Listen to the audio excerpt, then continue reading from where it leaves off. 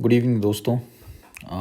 आज हम थोड़ा जो हम सबको पता है अमेरिका और ईरान के बीच जो चल रहा है और इजराइल के साथ चल रहा है, वो जो लड़ाई है उसका इंडिया पे कितना कैसे इम्पैक्ट पड़ सकता है, कैसे असर पड़ सकता है, उसको थोड़ा सा समझाने की मैंने कोशिश की है और उसको हम कैसे हैंडल करेंगे वो मैं अगले एपिसोड में करूँगा। बट उससे पहले कुछ चीज़ें जैसे आपको पता होना चाहिए कि ये ब्रेंट क्रूड क्या होता है। ये बहुत सुन रहे होंगे आप लोग, Brent crude. So Brent crude क्या है कि ये एक ग्लोबल बेंचमार्क है for pricing oil and basically it is taken from the North Sea. वहाँ पे एक ब्रेंट करके जगह है and it is known for, जो करेक्टरिस्टिक होता है स्वीट लो सल्फ़र, जो लो सल्फ़र होता है इसमें वो, and light, they it's a light oil, low density and it is so इस अल्टीमेटली क्या होता है इससे, it is easy to refine into gasoline and diesel जो हम यूज़ करते हैं। And it is the most traded oil benchmark और 2/3 of the world's internationally traded crude price relative to it, serving as a key reference for global market. So basically it is a key reference for global market, especially for oil from Europe, Africa and Middle East. Now आपको Brent crude समझ में आ गया होगा क्या है। सो ये हो गया। दूसरी चीज़ क्या है, हम भी स्टेट ऑफ हॉर्मुज कहाँ है। सो अगर आप देखेंगे मैप पे तो ये यहाँ पे है।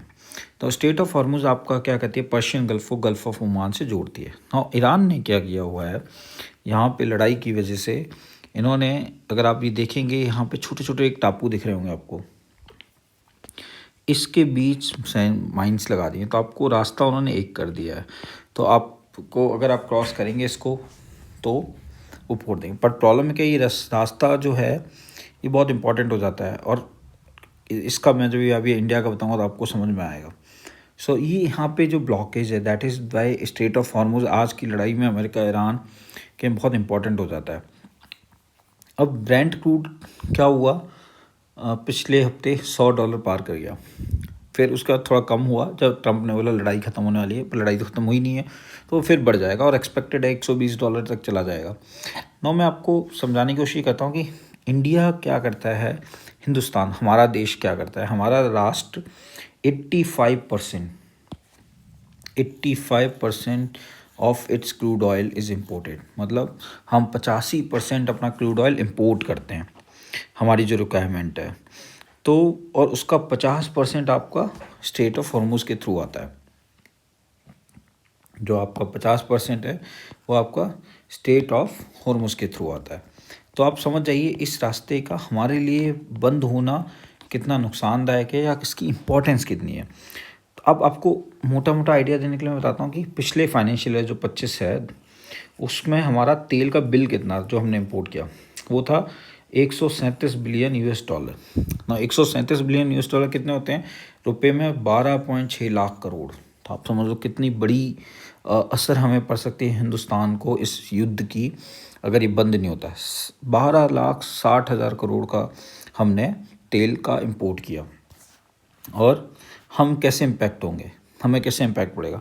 तो आप भी समझिए हर $10 का जो इंक्रीज़ होता है पर बैरल, मान लो 90 है तो 100 पहुंच जाता है, हमारा एनुअल सालाना जो बिल है तेल का वो 1.3 लाख करोड़ बढ़ जाता है।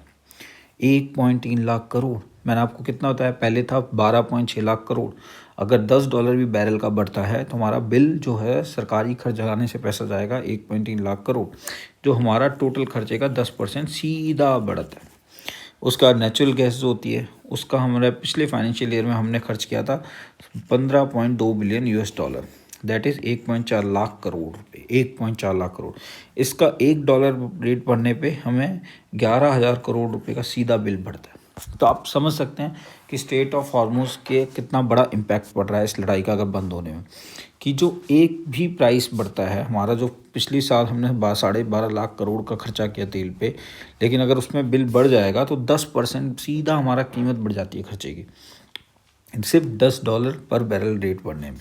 और नेचुरल गैस का भी आपको बताया $1 भी 11,000 करोड़। तो आप समझ सकते हैं कि जो स्टेट ऑफ हॉर्मुज है अगर ये बंद रहा या अच्छी तरह नहीं चला या ईरान और अमेरिका की लड़ाई बहुत चलती रही तो हमें कैसे असर पड़ेगा।